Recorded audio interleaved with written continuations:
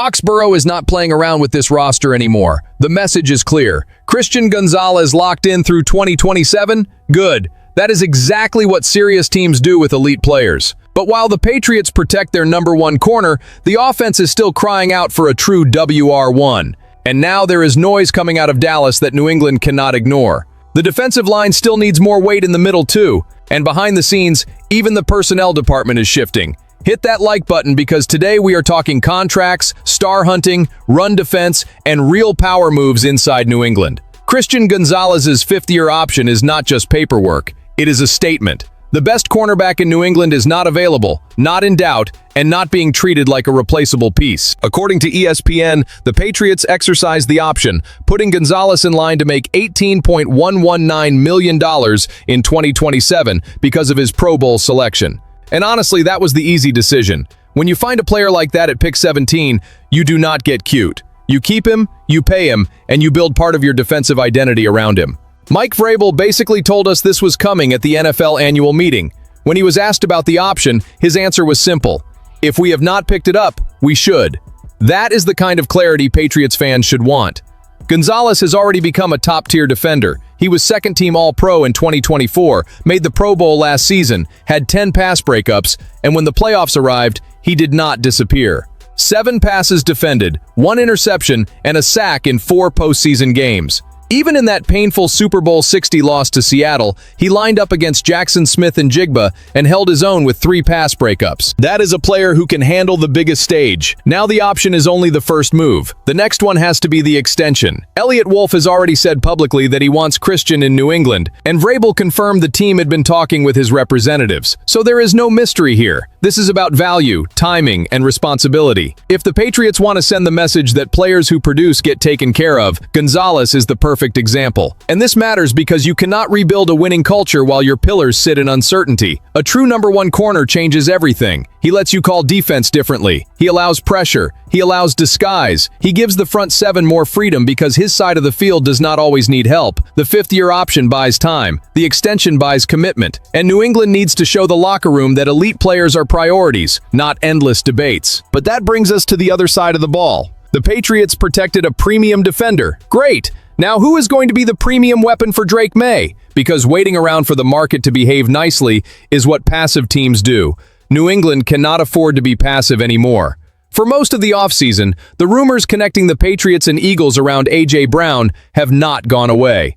There have been bumps. There has been noise about the Rams nearly getting close to a major deal. And there has been the usual back and forth that comes with a big-name trade conversation. But after the draft, the Patriots made things even more interesting. They did not draft a wide receiver with their picks. They only added a few undrafted free agents afterward.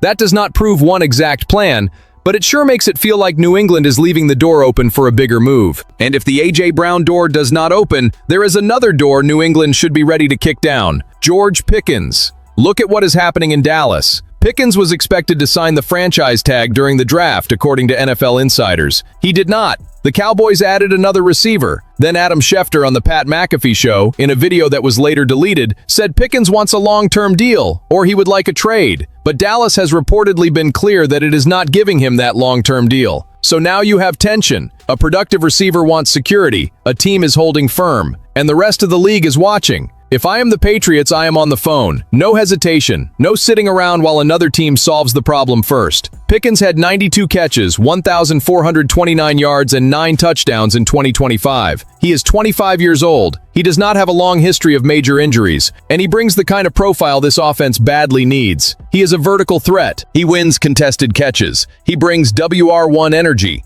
He is not just another body outside. He is the kind of weapon who could grow with Maye instead of being a short-term patch. And Patriots fans need to look at this clearly.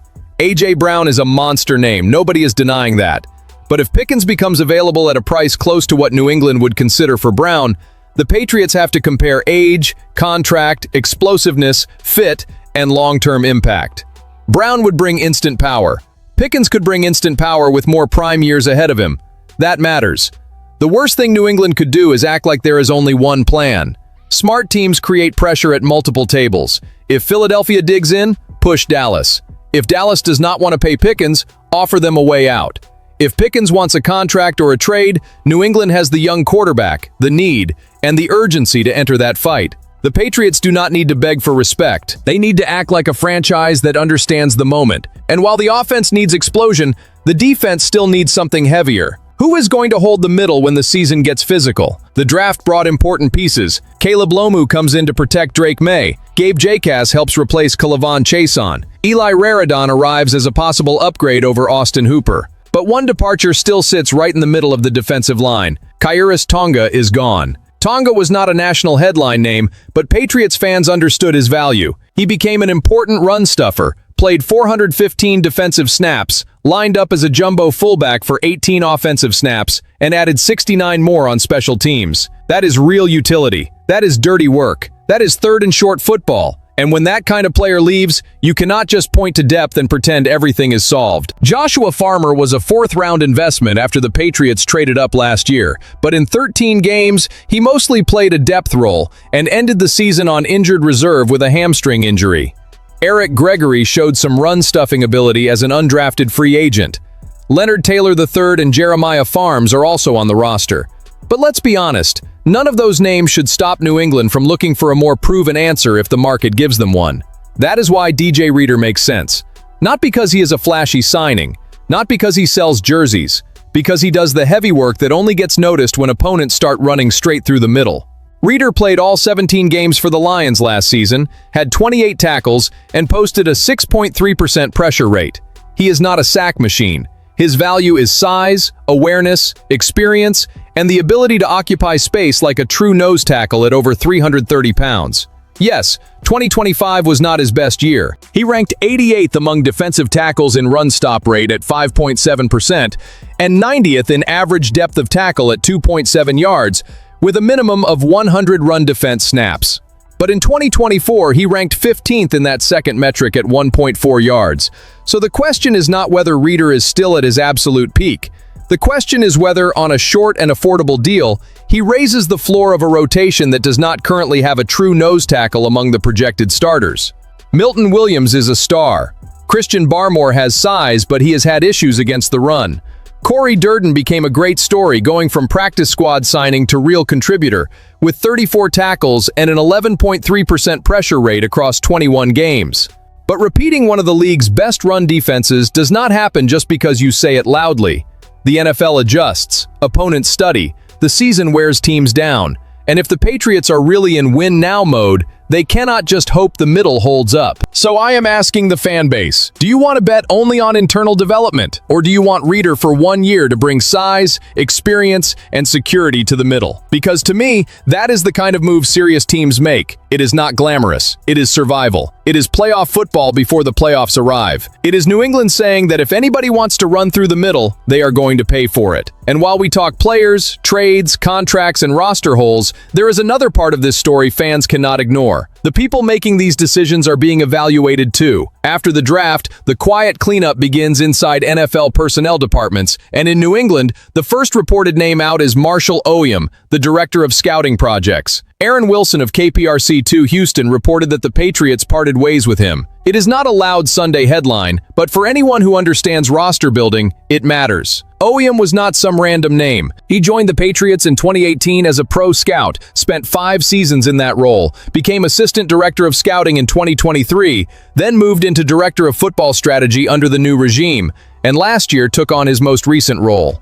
Before that, he spent 4 years with the Cleveland Browns as a pro scout and scouting assistant. So this is someone with real experience in evaluations, reports, process, and market reads. When a person like that leaves right after the draft, the question is not gossip. The question is direction.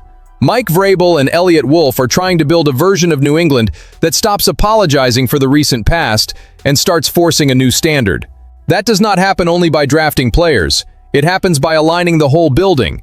Scouting, strategy, pro personnel, college scouting, the cap, and the coaching staff all have to speak the same language. If a role no longer fits, if responsibilities can be spread out, or if another evaluator is ready to rise, the team has to act. Some people will say, come on, he is just a behind-the-scenes executive. But behind-the-scenes work becomes January football. A bad evaluation becomes a roster hole. A messy structure becomes an offseason with no identity. The Patriots cannot be sentimental with their football department. If the goal is to win with Drake Maye on a rookie contract and push New England back into the big conversation, the operation has to be honest with itself. It is still unclear whether the Patriots will promote someone to replace Oyem or simply eliminate the role and split the responsibilities among other executives. Both possibilities make sense. A promotion would mean continuity with a new voice. Eliminating the position would mean streamlining and redistributing power. Either way, the signal is the same. After the draft, nobody is untouchable. Players compete. Coaches compete. Executives compete. And honestly, I like that pressure. Not because anyone should celebrate someone leaving, but because serious franchises do not treat the building like a museum. Terrell Williams became assistant head coach. Zach Kuhr was promoted to defensive coordinator. Now the scouting side is seeing movement too. That is New England tightening the screws and saying that if the standard is rising on the field, it has to rise everywhere else too. At the end of the day, the picture is clear. Gonzalez is the pillar who needs to get paid. The offense still needs a real star. The defensive line still needs a heavy body before the season exposes that gap. And the front office movement shows Vrabel and Wolf are not treating anyone like decoration. This is the kind of offseason that separates intention from courage. New England cannot just look aggressive. It has to act aggressive. Extend the players who deserve it, attack opportunities, and clean out what no longer fits. If you want coverage that does not make excuses and does not fall asleep at the wheel, subscribe to the channel. We demand more because we believe.